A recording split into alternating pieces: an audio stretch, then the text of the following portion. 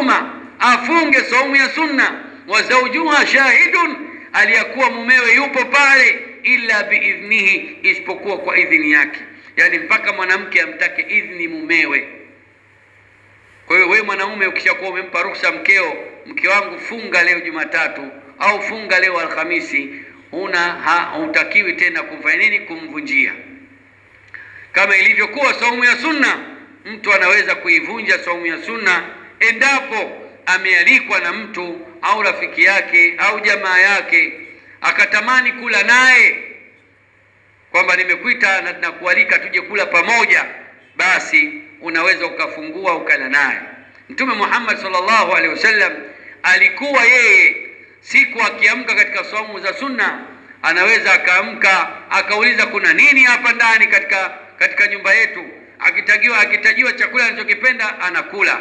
Ikiwa hakuna chakula anachokipenda anasema basi inni idhan saim, mimi nimefanya nini? Nimefunga. Anatia nia ya kufunga, kwa maana nia ya saumu ya sunna mtu anaweza kuitia hata asubuhi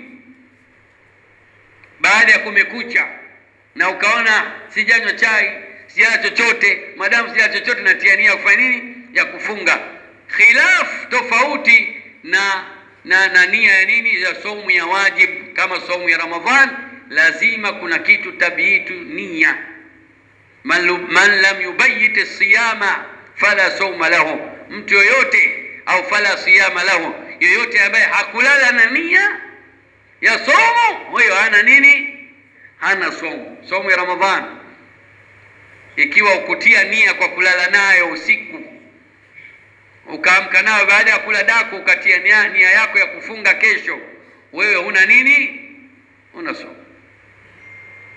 Lakini wako watu waliotia nia, wengine wametia nia mwezi mzima kwamba mimi nitafunga mwezi mzima. Naam, taban, ulama wanasema wengine inafaa hiyo, lakini endapo utaikatisha ima kwa kusafiri au kwa kuumwa, ikawa kuna baadhi ya siku hujafunga pale katikati, na maana nia yako umeikatisha. Kwa utakapokuja kufunga tena lazima utie nia, na maadamu ni saumu ya wajib lazima utie usiku. Aqulu ma tasma'un wa astaghfirullah li wa lakum wa lisa'iril muslimina min kulli dhanbin fastaghfiruhu innahu huwal ghafurur rahim wa huwal barru al karim.